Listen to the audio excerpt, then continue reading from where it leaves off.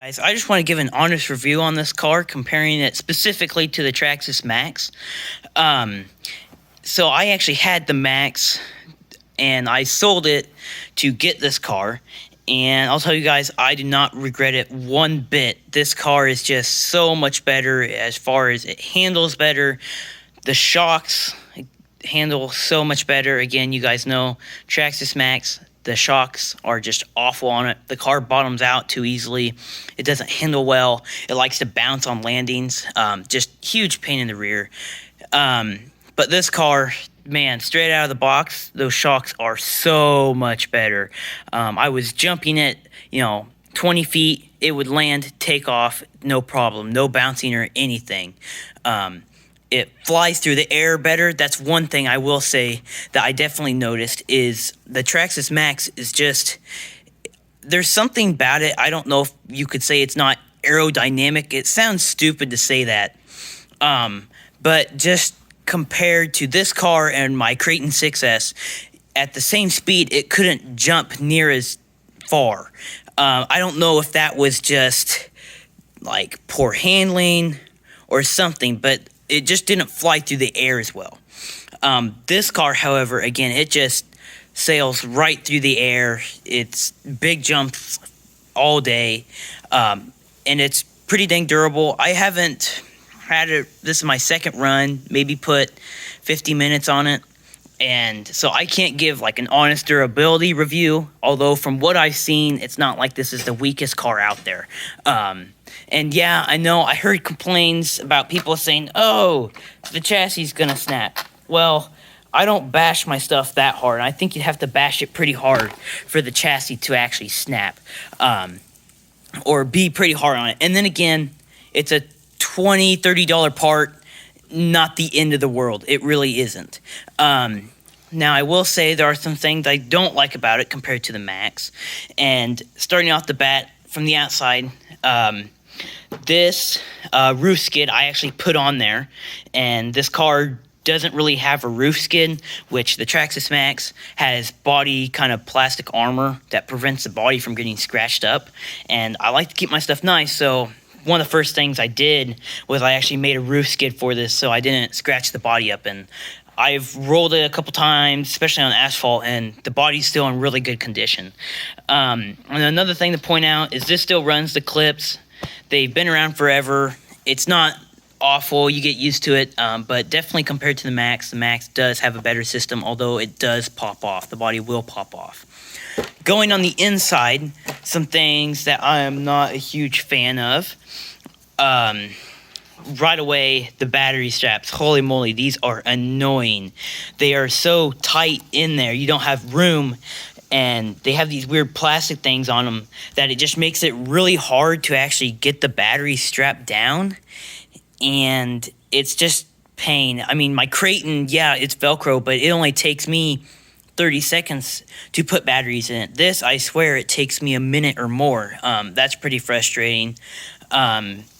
Another thing, just being aware of, when I first bought this car, I kind of knew there's some things that could be wrong with it. So I went ahead, took the motor out, which that comes out extremely easy. One screw, the whole motor and like spur gear and pinion gear, that whole assembly just pops off.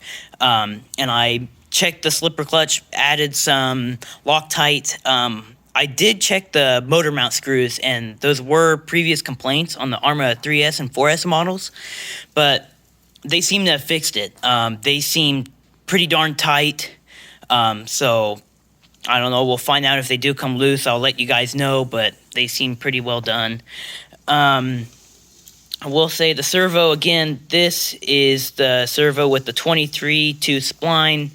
Pretty annoying. I mean, Spectrum does it just so they can try and keep you in Spectrum, but eventually I'll probably change that servo out, and I'll have to change the servo saver. People have also complained about the servo saver being weak. I haven't really noticed it too much. I think kind of the way you drive these is this isn't really a track car. If you want a track car, go get the Kraton 4S. Again, I haven't noticed it that much. I guarantee you will. Just overall great truck. It's one thing that's just to compare. So it is a perfect square. I mean, it is just a square, and it will pull backflips super easy. Wheelies, you can pull wheelies all day. That is one thing that takes a while getting used to. Is it definitely is, I'd say, a little more responsive in the air than the Maxx is, which I kind of like. Helps it kind of, you can get in tricky situations, but you can also get out of them real quick. But overall, it's a great truck. I do not regret my decision to changing and selling my Maxx at all. Again, one thing that is nice is battery compatibility. You can actually run two 2S batteries or one big battery like I am currently, and that battery tray is plenty big. Right there, that is a 6200 milliamp 4S, and I still have room on either side and room to go up. I believe you can run all the way up to like a 8200 milliamp. It's pretty ridiculous. I don't think there's anything else I'm missing. Again, comes with nice tires. Just really solid truck. I would recommend to anyone. And again, just to compare it to the Maxx, handling is just a world difference.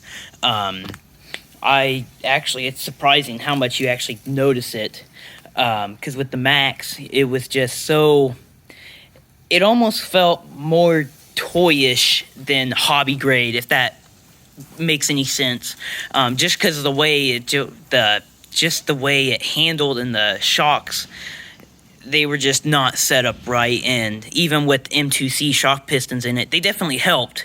But it does not compare to this car here.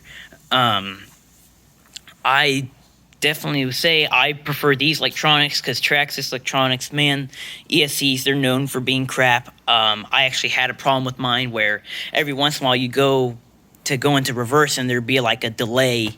And that was just, I'm not impressed with Traxxas ESCs. I think their motors are okay, but their ESCs I'm just not a huge fan of. Spectrum, I've never had any issues with them, especially on my Creighton. Everything's been fine.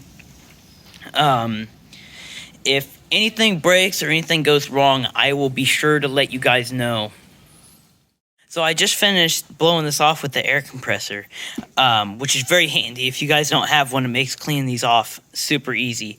But one thing I forgot to mention was this truck does not roll over near as much as the Traxxas Maxx does, which makes it's just nice, because then you have to go fetch it from somewhere and run a ways.